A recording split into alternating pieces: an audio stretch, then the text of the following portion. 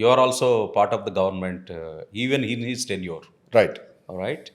So Amaravati కాకుండా ఒక్కటి కాకుండా అమరావతి అంటే ఇప్పటికి కూడా నాకు తెలియదండి వెరీ ఆనెస్ట్గా నిజంగా మనస్ఫూర్తిగా రాయలసీమ సైడ్ వాళ్ళు కానీ కోస్తలాంధ్ర వాళ్ళు కానీ మనస్ఫూర్తిగా ఇది మన రాజధాని అని ఒప్పుకున్నారో లేదో నాకు కూడా తెలియదు ఈ రోజుకి. సరే అది పక్కన పెడదాం. వాళ్ళని మనస్ఫూర్తిగా ఒప్పించే బాధ్యత ఇప్పుడున్న పొలిటికల్ ఫ్యాటర్నిటీది గవర్నెన్స్ది బాధ్యత అది. ఎందుకంటే ఇది సెంట్రల్ లొకేషన్, ఆ జస్టిఫికేషన్ చేయాలి. అది నా దృష్టిలో అంత చేయలేదేమో అనిపించింది ప్రీవియస్ గవర్నమెంట్లో కూడా. సరే అది పక్కన పెడితే ఇప్పుడు ఈ 3 రాజధానుల కాన్సెప్ట్ అనేది మీ దృష్టిలో అసలు ఎందుకు వచ్చింది? అంటే దానికి ఒక రీజన్ ఉంటుంది కదా. అంటే ఊరికే వాళ్ళు డీసెంట్రలైజేషన్ ఆఫ్ గవర్నెన్స్ అని చెప్పి తీసుకొచ్చారు.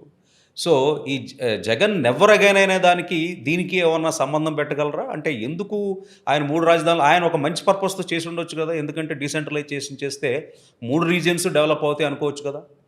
ఇక్కడంతా మళ్ళీ హైదరాబాద్ లాగానే ఒకే చోట సెంట్రలైజ్ చేసేసేసి డెవలప్ చేసి ఆ తర్వాత మళ్ళీ కొట్టుకొని మళ్ళీ విడిపోయిన తర్వాత రాయలసీమ ఒక రాజధాని లేదు, లేకపోతే ఉత్తరాంధ్రకి రాజధాని లేదు అనే ఒక భయంతో హైదరాబాద్ నుంచి నేర్చుకున్న పాఠాలతో ఒకే చాటు వద్దు 3 చాట్లు చేద్దాం అన్న దానిలో తప్పేమన్నా ఉందా? సి ఆ రకమైనటువంటి ఆలోచన ప్రతిపాదించడానికి ఆయనకు హక్కు ఉంది.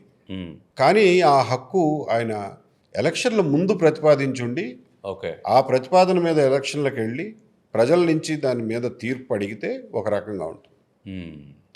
ఇది కంప్లీట్గా రాజకీయంగా అనైతికం అంటున్నాను నేను. అంటే రాజకీయాల ముందు అంటే ఎలక్షన్ల ముందేమో నేను అమరావతిలో ఇల్లు కట్టుకున్నాను, చంద్రబాబు నాయుడు గారు ఇల్లు కూడా కట్టుకోలేదు, ఓకే అమరావతి రాజధాని ఎక్కడికి పోదు, మా మీద ఇటువంటి అసత్య ప్రచారాలు చేయడం తగదు అని చెప్పి ఆయన రాజకీయ సహచరులు అందరూ ఉమ్మారెడ్డి వెంకటేశ్వర్లు గారి దగ్గర నుంచి రోజా గారి దగ్గర నుంచి అందరూ మాట్లాడిందే.